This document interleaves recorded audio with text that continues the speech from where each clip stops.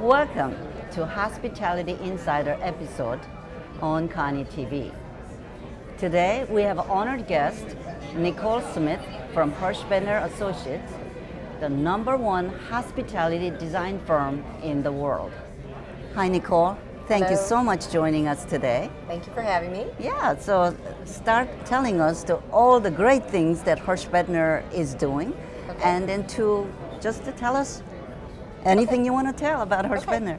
Hirsch Bedner is a worldwide organization. We have 23 offices around the globe. We started in 1964 with Howard Hirsch, and his first employee was Michael Bedner, and they grew the company to the firm that it is today. Howard Hirsch has passed away and Michael Bedner is retired. The rest of us have taken the reins and carried the company forward. We've done a lot of notable, recognizable hotels throughout the world. I am a designer with the Atlanta office for the last 9 years. I've been in the industry for 15 years, and I'm very proud to be a part of Hirsch Bedner. Yes, it's amazing how he has grown that company and worldwide. And now even without him, that the company is keep growing. So last I checked it was 17 offices, now you're telling me 23? 23 offices. Our two CEOs are Rennie Karzov and Ian Carr. Right. And Rennie is in the U.S. offices. We have 3 U.S. offices, one in L.A., one in San Francisco, and of course the Atlanta office, which was the second office of the 3. And we have a lot of Asian offices led by Ian Carr. Yes. We have offices in Australia, and we have offices in London, we have offices in Dubai, offices in India. Right. We're all over the place. Yeah, so you're doing jobs that everywhere in the globe, right? That's correct. We're very diverse. Right. So describe maybe a job that you were involved the last. Okay. And what how is it made it successful? Okay. A new construction project that I worked on in the last 6 years is Park Hyatt in Hyderabad, India. Okay. And it was a very fascinating experience working in India for the first time for myself. Right. And it was a Park Hyatt, which is a brand that's known for intimate hotel experiences. And we learned how to work in India with Indian construction and Indian ownership and how they do business. Right. It turned out to be a very beautiful project. I encourage anybody who's interested to go to the website and take a look at the photographs. It's very glamorous. Yes. It was designed by John Portman Architects. Oh yes, okay. He does very grand spaces. Yes. And we were challenged with trying to make it more intimate as an interior designer for the Park Hyatt brand. Right. So very proud of that project. And I do a lot of renovation work. I have some notable renovation projects. One that I'm very proud of in the Caribbean for Hyatt Regency Aruba. It was originally designed by HBA probably 30 years ago. Oh, yeah. And we've come back and done a full-scale renovation 5 years ago, and it turned out very nice, taking it from very traditional design aesthetic to a very modern one. Right. Open-air lobby, it's tropical, it's right on the ocean, very beautiful property. So those are 2 projects that I feel very strongly about. Oh, that's great. So what do you see difference that working here? I mean, your office is in Atlanta. Correct. But you're doing jobs all over different countries. Right. So did you actually have to go live there for a while, or how did you commute? Good question.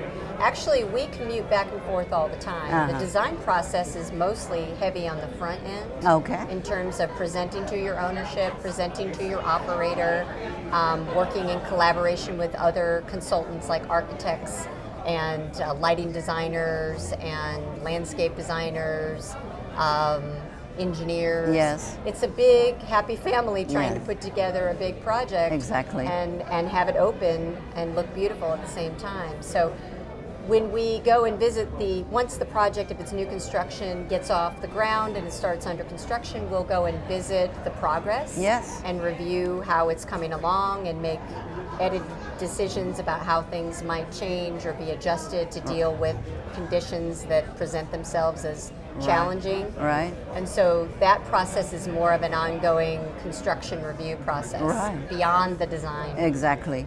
Documentation. Yeah. So a lot of people think that designing is a glamour, but we know that it takes a lot of painstaking work to make that. It does turn out glamorous in the end, but it's a lot of hard work behind the scenes to make it happen. Yes. And a lot of negotiation and a lot of some concessions that have to be made along the way, as I'm sure you're familiar with. Right. But as long as the end result is not concession in appearance, that's right. No one knows what it took to get there. Oh, exactly. As long as it looks good in the end. Yeah. So you have a whole team of people who are working with you, and all that people. Can you tell us how many people actually involved in creating something that spectacular? Sure. I think for a very large-scale project, we would tend to have a 4 or 5 person team. For as far as the interior design, that doesn't include all of the outside consultants that we collaborate with. If it's a small project, maybe it's a small-scale renovation, we might only have 2 or 3, led by a project manager and then a seasoned designer as the lead. But the larger projects are way more involved and require more layers of assistance and design work. We put together the conceptual and present that to the client. That might go through several rounds, and then it goes into documentation, budgets, analyzing how we're going to design around particular expectations and conditions, and then we go through the whole documentation process, which is very large and elaborate. And then help carry it through value engineering of a project to make it meet budget, and then ultimately installation. Yeah, hold that thought. Sure. When we come back, we're going to find out where her passion coming from and how she decided to become a designer. We are here with Nicole Smith at Hirsch Bedner. Don't go away. Hello. I'm Vanessa Cinders, Senior Vice President for Government Affairs at American Hotel and Lodging Association, and you're watching. And you're watching. And you're watching. And you're watching. You're watching Koni TV. Koni TV. Koni TV. KoniTV.tv. Koni TV is the hospitality TV company, and we're very excited to be part of Koni TV.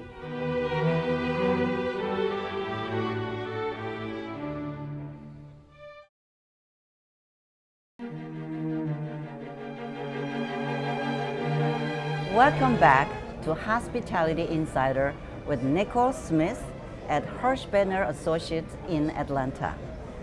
Now, Nicole, that you have this great project that you're working in Hirsch Bedner, but I want to know, what is your passion? How did you become a designer? Okay, that's a great question. I actually started out as a textiles major. Oh, okay. You might find that interesting, I'm sure, with your back history.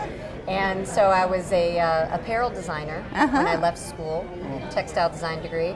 And so I did fashion apparel for a while and decided that ultimately that is not an industry that I felt was my true calling. Right. And so I was looking for an industry that was relatable, still design oriented, still creative, and was lucky enough to become a resource librarian, learning all the materials in a firm, learning how interior design works. I came about it in a non-traditional way. That's right. I didn't get an official interior design accredited degree, so that's interesting that I've taken it this far, kind of coming in a different path to get there.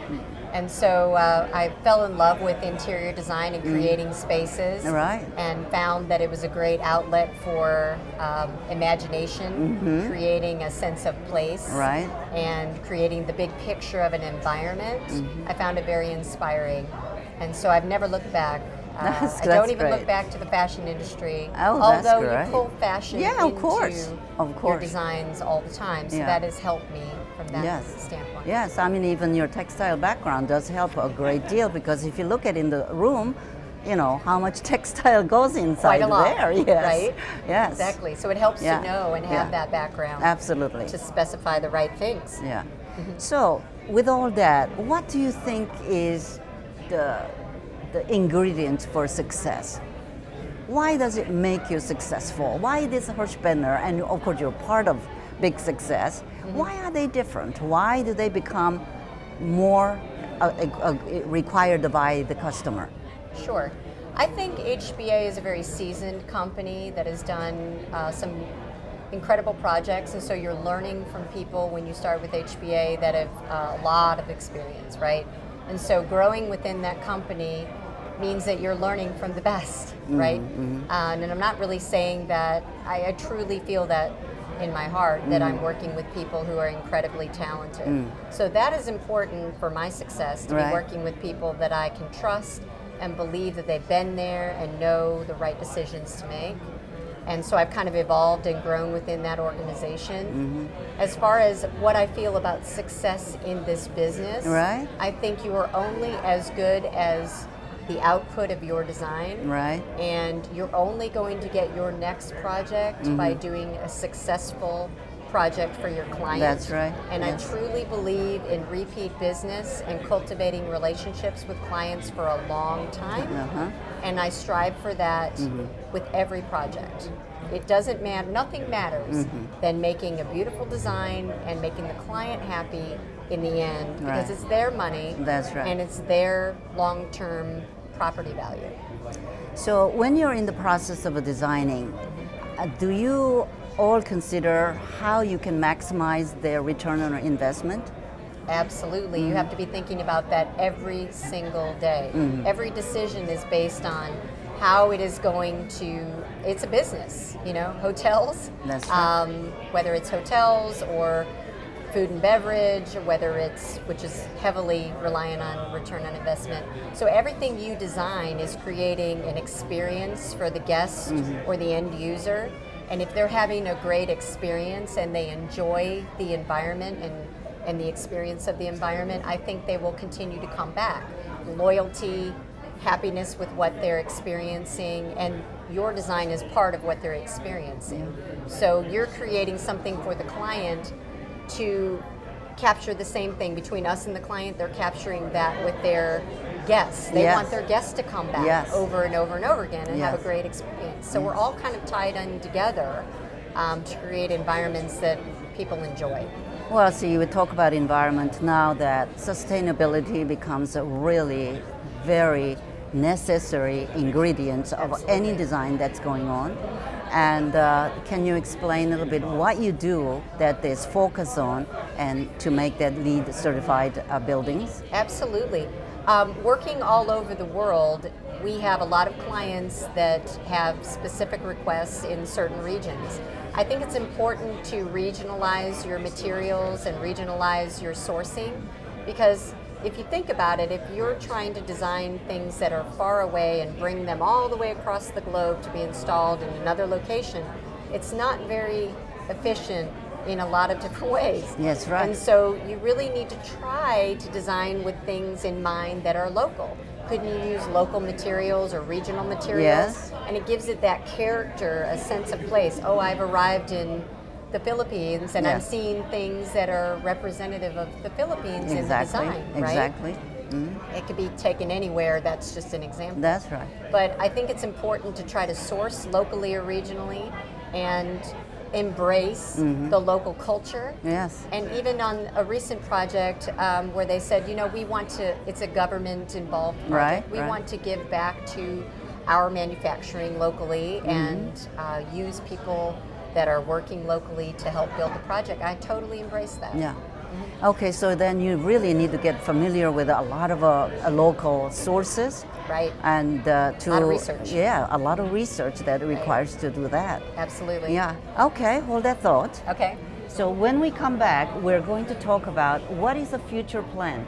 What is Hirsch Bedner and also Nicole Smith doing differently than what they have done before? Don't go away. Congratulations, Koni TV. Congratulations, Koni TV. Congratulations, Koni TV. The first online internet TV station for the hospitality industry. Congratulations, Koni TV. If you have not started watching it, you definitely should. Join us now.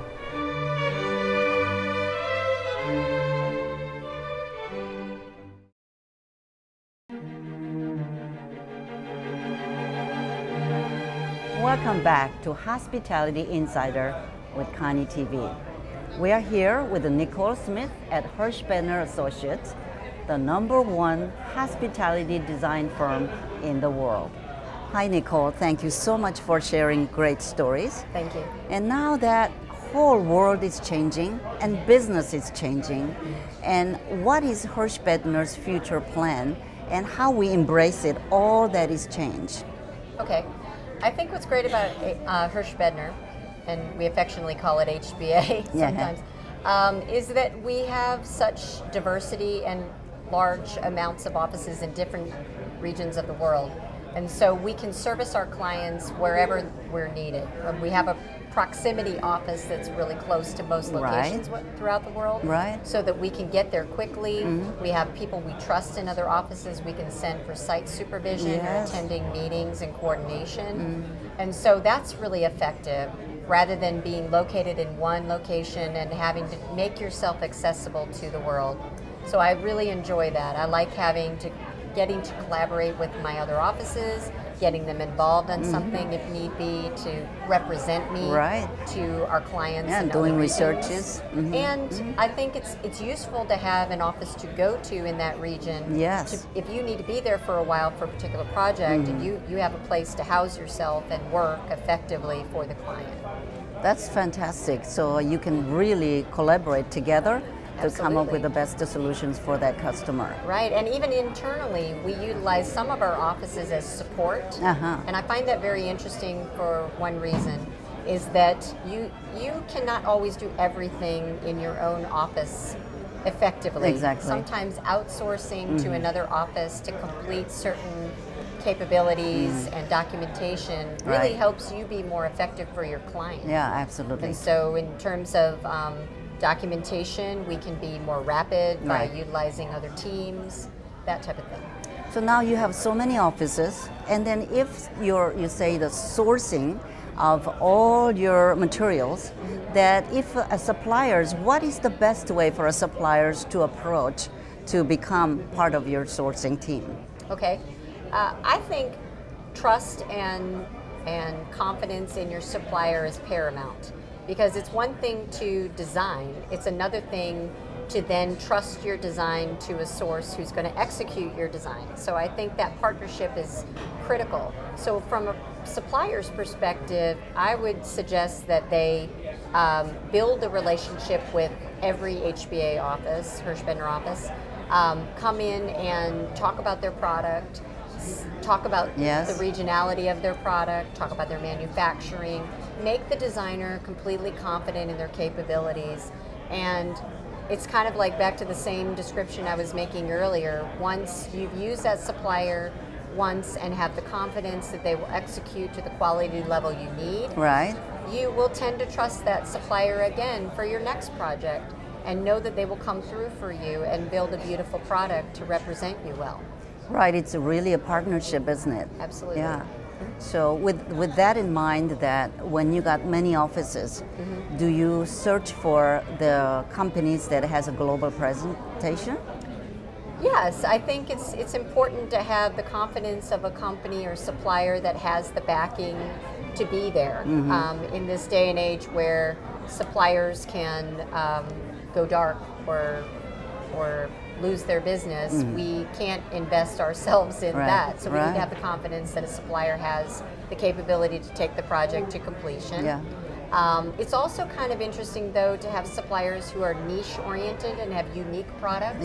Maybe they're not the biggest company in the world, but they have something very unique. And you want that unique thing on your project to set the project apart. That's right. So sometimes you won't go to the biggest supplier. You will go to a smaller supplier because they have something special, unique, and creative. That's perfect. So, Nicole, share with us, what is your biggest challenge? Wow, that's opening a big question there. Depends what we're talking about, but I would say the biggest challenge is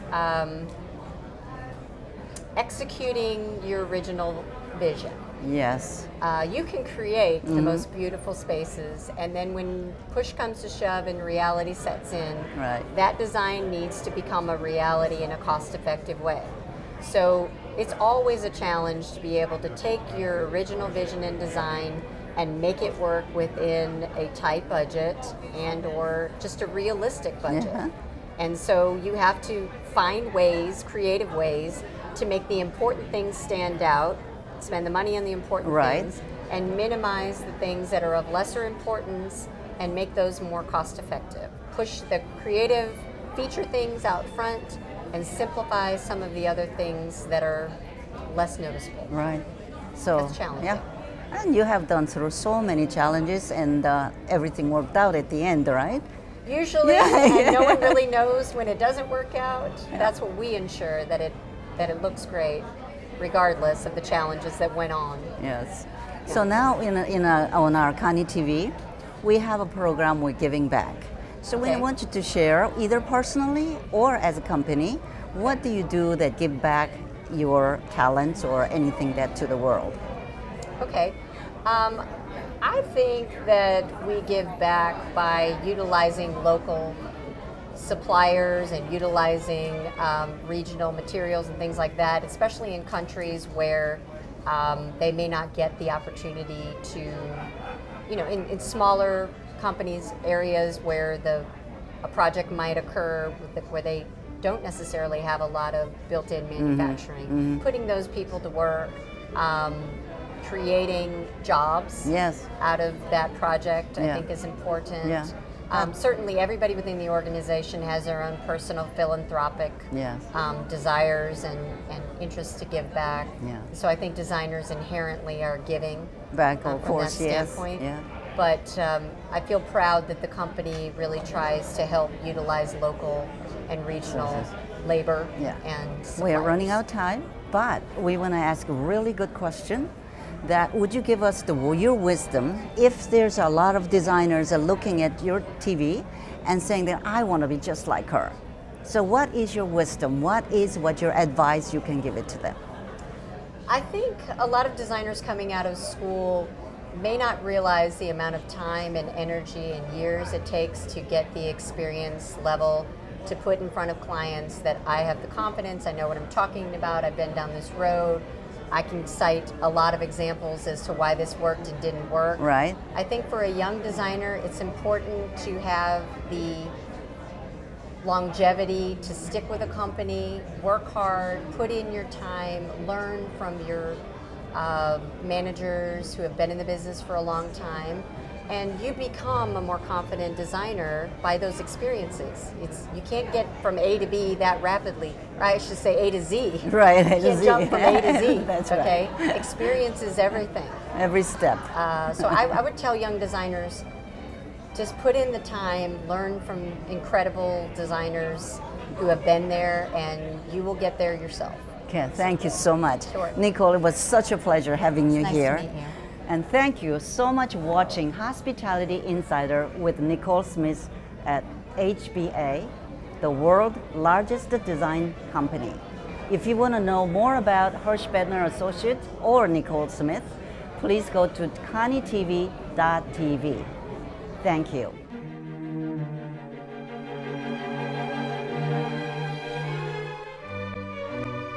I am Fausto Jimenez, Vice President for Standards at Grupo Posadas, and you're watching. You are watching. And you're watching. You are watching. You are watching Koni TV. Koni TV. Koni TV. Koni TV. KoniTV.tv.